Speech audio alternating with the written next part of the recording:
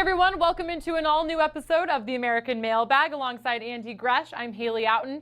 Andy, we're inching closer and closer, about a couple weeks from the championship now. So that's right. Not a lot of time left for fans to submit questions. So hoping for a successful next couple of weeks. Yeah, that's right. Listen, you want a pair of free kicks? The only way you can really do it from us is to send in a question here. And listen, just because the season's coming to the end and we can't have debates about barbecue, or you don't want to yell at me. Like, I pumped up Navy this week. Do we have anyone in Navy being like, oh, you know, maybe we were wrong about you, da-da-da? No, there's none of that, and it's bullcrap. It's heresy. You wanted an apology. A little bit, or at least. I didn't see any of those trickle through. No, where are these people who are so quick to be able to yell at us, to be able to say, oh, you guys aren't that bad? But perks of hiding behind your computer screen. No question about it. That's right. The egg avatars have struck again. All right, let's get to our first question from Mike Jump. He says, trying to not lose all my hair. Good luck. Any suggestions on how to reduce stress when I'm watching my Bearcats? Here's what you got to do is you got to revel in the wins like they had against USF. Yes, a very close game. Not a very good first half for Cincinnati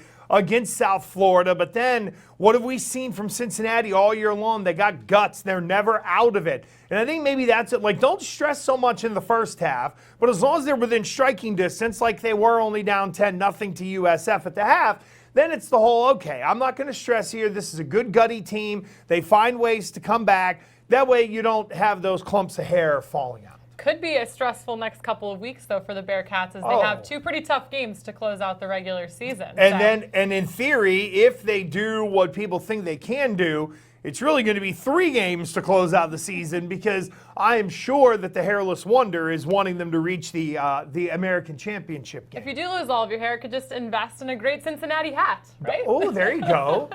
Wow, look at you with your conference branding. How about that? All right, moving on. Scott Herbal, what happened to the Wave this past week? A couple of things, Haley. Number one is the quarterback didn't play great. Justin McMillan had some issues, but I thought in those 50-plus carries that Tulane had, they never really made a bunch of chunk plays and chunk runs, which is what we've seen from them.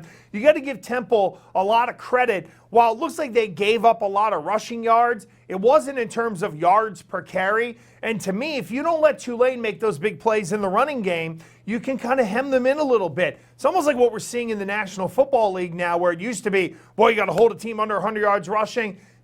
You can give up some yards, but if you play well situationally and closer to the goal line, you can be okay. And that's a little bit of what I thought Temple did. Hey, we'll umbrella them up. We'll try to tackle them. We'll make them earn it. Quarterback makes a couple of mistakes. And to me, that score was not indicative of the way Temple played in beating Tulane this week. Well, Temple defense with a strong couple of weeks. And that leads us to our next question from Josh Evans. Do you think Temple can win the East so that we don't have to play Cincinnati twice in back-to-back weeks, Memphis all the way to the Cotton Bowl? So Josh is already punching his Tigers ticket to the championship game. And that's understandable down there because, again, they hold all the tiebreakers. There's a big one this week with SMU and Navy. But Cincinnati, they're ready for the challenge of what is about to come up with Temple, Memphis, and then maybe Memphis again in a conference championship game.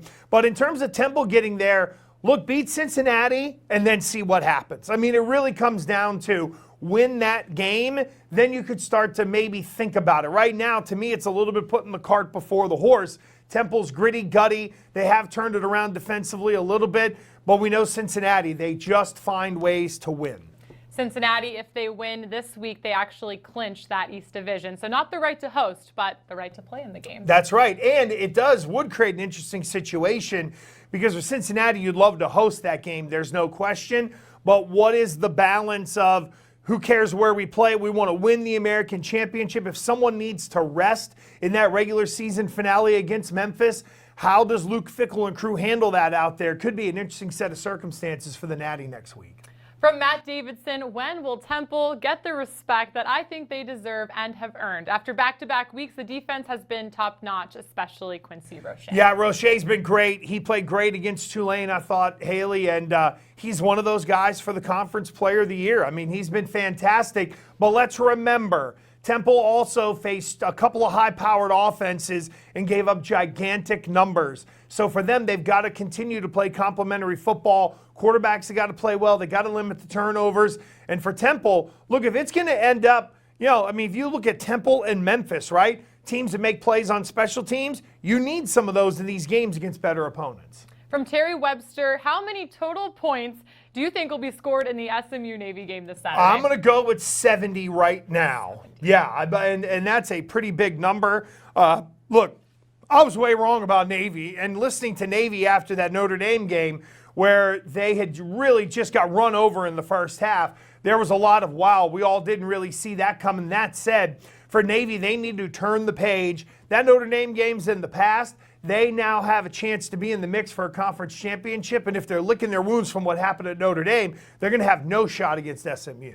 From Brennan Shapiro, Andy, where do you see ECU in 2 seasons? I think we answered this last week, Haley. I think ECU is going to become a championship contender because Mike Houston has won everywhere he's gone. You could see ECU starting to turn the corner a little bit, and that's a guy who's got a track record of turning programs around. Give it 2 years, they're going to be in the mix. Yeah, ECU gave Cincinnati a scare and SMU in the past couple of weeks, so seeing signs of improvement for sure. Keith Black, is there a time set for the conference football championship game yet? Answer is yes. Why don't you answer that 3:30 p.m. Eastern, December 7th, ABC. And here's what happens a lot of times, too, is that these preseason magazines, they'll just stamp a number in there without it really being finalized with the network, because there are some folks who will look and see that it was going to be at noon. But again, that's all network depending. 3:30 on the first Saturday in December. To me, that's where you want to be playing in terms of a conference championship game. I don't know where we're going to be for that thing.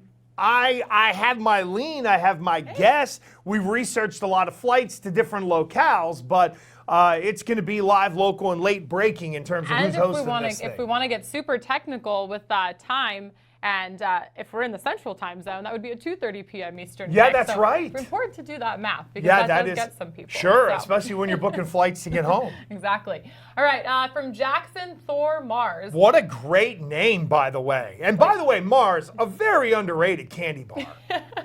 Honestly, I don't think I've ever had that. A Mars bar? Yeah. Well, there's also 2 different kinds. There's kind of the one you get in the States, and then if you go to like Jamaica or Aruba or somewhere like that, they have like it's a dark chocolate Mars. So there, the Mars bar is dark chocolate, but in here in America, it's a little bit like kind of like an almond Snickers. All right, you can get me one for Christmas this year. All right.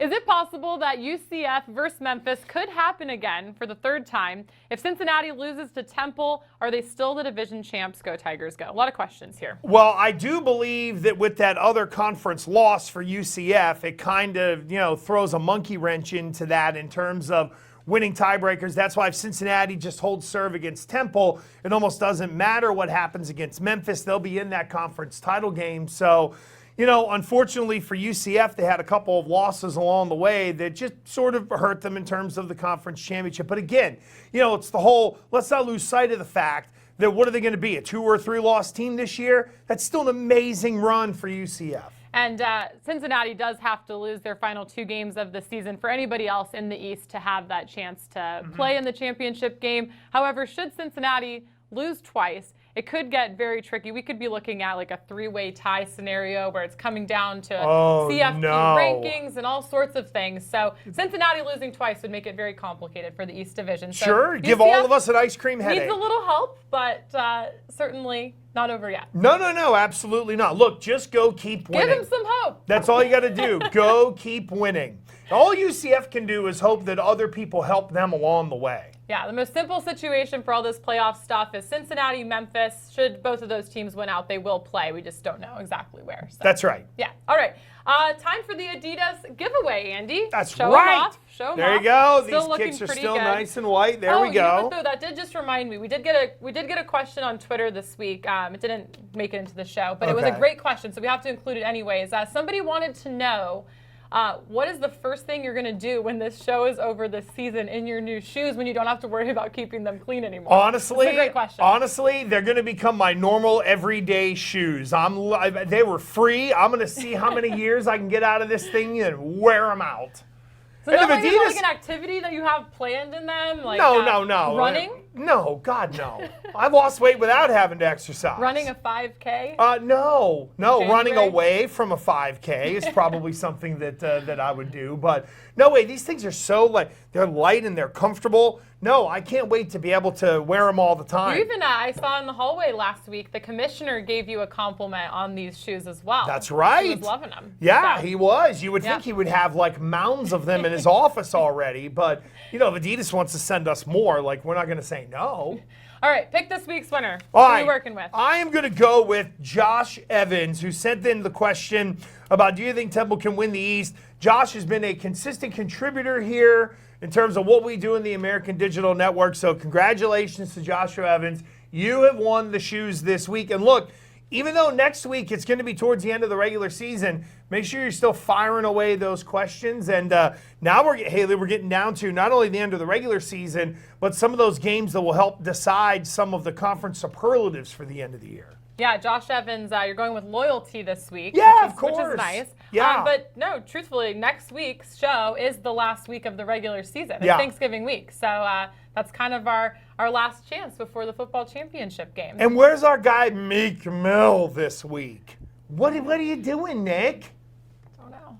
Gotta. I'm gonna have to yell at him on Twitter. Then. Yeah, you have his info. Where in the world did he drop off to? Exactly. All right, well, thank you to those that submitted questions this week. Make sure to join us Thursday night for an all-new episode of the American Huddle as we look ahead to Saturday's games. On behalf of Andy Gresh, I'm Haley Outen.